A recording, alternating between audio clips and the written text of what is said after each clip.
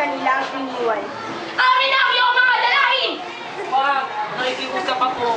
Wala na natitira sa gamit ko at kung mayroon na ay sapat lamang sa aking paglakbay. Wala kami pakialam! Nang makitang ito'y wala ng palay, nakangising umalis ang mga tulisan. Magpapalan tayo sapagkat napakaraming pera at pagkain nito!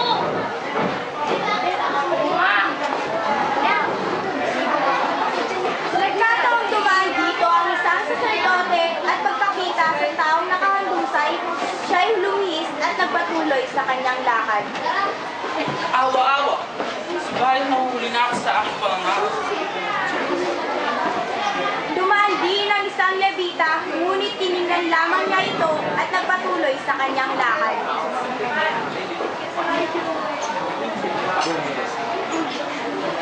Napakabigat ng tao ito. Di ko siya kayang pasinin. Lalo pa't nakakalayo ng mga susunod na bahay nito.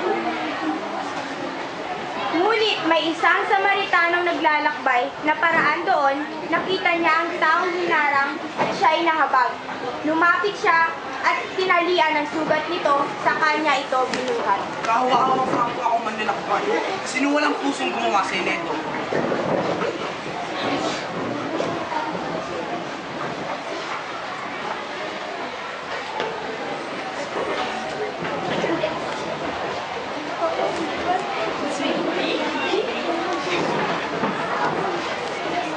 Dinala ng mabuting Samaritano ang taong sugatan sa isang bahay panuluyan.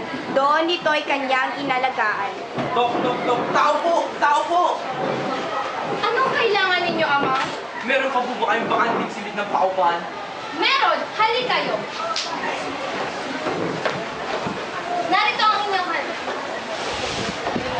Kung may kakailanganin pa kayo, naroon lamang ako sa ika-apat na silid mula rito. Maraming salamat.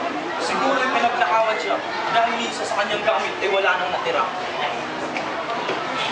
Sinakuhasan, umukot ng 2 piraso ang ilang Samaritano at kanyang ibinigay sa may-ari ng panuluyan. Ito ang 2 pirasong tila.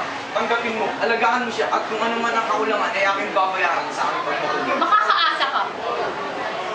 Simple lang ang aming mensahe.